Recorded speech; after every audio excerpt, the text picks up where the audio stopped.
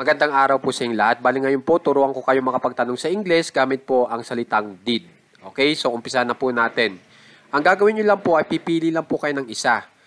Okay, dito sa unang listahan natin. Simula ako baang hanggang dito sa ang bisita baang. Okay, kunyari po ang napili ko dito ay itong si Mario baang. Kapag yan ay in English, did Mario. Okay po. Pagkapili ng isa natin dito naman tayo sa kabila. Pipili lang din po kayo ng isa dyan. Kunyari po, ang napili ko ay itong nasa unahan, itong nagsara ng pintuan. Close the door. Okay, so pagsamahin lang po natin. Si Mario ba ang nagsara ng pintuan? Okay, so yan po yung nabuo po nating Tagalog na tanong. So pag in English po yan, did Mario close the door? Okay? So, isa pang halimbawa. Ikaw ba ang nagbukas ng radyo? Kapag in English po yan, did you turn on the radio? Okay po? Ngayon po, ito po ang dapat yung tandaan. Oras po na itong salitang did ay inilagay nyo po sa unahan na ginagawa nyong English sentence, nakakabuo po tayo ng tanong. Kaya kung mapapansin nyo, itong did ay nasa unahan ng ating sentence para makabuo po tayo ng tanong. Okay po? At saka, dapat nyo rin pong tandaan, ang did po ay tumutukoy po sa pangyayari sa nakaraan. Ang tinutukoy niya po ay yung aksyon na ginawa ng ating pinag-uusapan. Inaalam niya kung totoo bang ginawa yung aksyon o hindi noong panahon na iyon. Kung saan ay nangyari sa nakaraan. Okay po? Ngayon po, kung mapapansin nyo, yung action po natin dito o yung tinatanong natin kung ginawa itong aksyon na ito ng ating pinag-uusapan at ang halimbawa nga po natin ay itong nagsara. Kung mapapansin nyo, yung nagsara po natin ay in English ko bilang close lang. Okay? Naka-original na spelling. Ang dahilan po niyan kasi, yung close ay meron pa huyang kaparehang salita.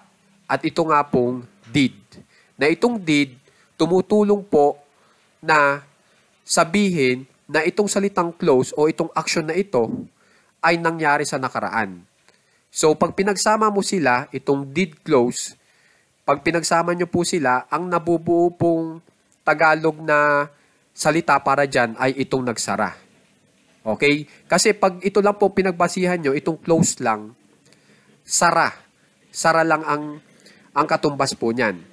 Okay? Pero pag pinagsama nyo po itong did close, nagsara. Okay? So, ito po yon, itong nasa baba. Nagsara, did close. Ngayon, may magtatanong dyan, paano naman po yung merong D sa dulo? Yung close ay may D sa dulo. Di ba, nagsara rin yun sa Tagalog? Opo, nagsara rin po iyon sa Tagalog. Yung close na may D sa dulo. At ito nga po yon. Kaso, ginagamit po yan kung hindi ka nagtatanong. So, dito sa ating leksyon, nagtatanong tayo, kaya ang ginamit ko ay itong did close para sa nagsara. Okay po? So, ngayon, sana po makikipractice ng maigi yung paggamit po nitong did natin sa pagtatanong kasi gamit na gamit po ito.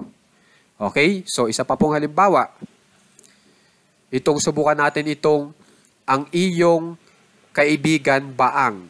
Kapag in English po yan, did your friend. Okay? Subukan po natin dito ay itong nagbayad nito. Pay it. Okay? Ang iyong kaibigan ba ang nagbayad nito? Kapag in English po, did your friend pay it? Okay po? So ngayon, kung ito pong ating tanong ay isinusulat nyo, lalagyan nyo ng tandang pananong o question mark sa dulo. Na senyales po tayo ay nagtatanong para sa ating mga taga-basa. Okay po? So, sana makikipractice po itong ating aralin ngayon kasi ito po ay gamit na gamit. Okay? Para ang makabuo po kayo ng tanong na kung saan ay gusto nyo pong malaman kung ginawa nung ating pinag-uusapan ang naturang aksyon sa panahon na iyon, kung saan ay nangyari sa nakaraan. Okay po? Maraming salamat po.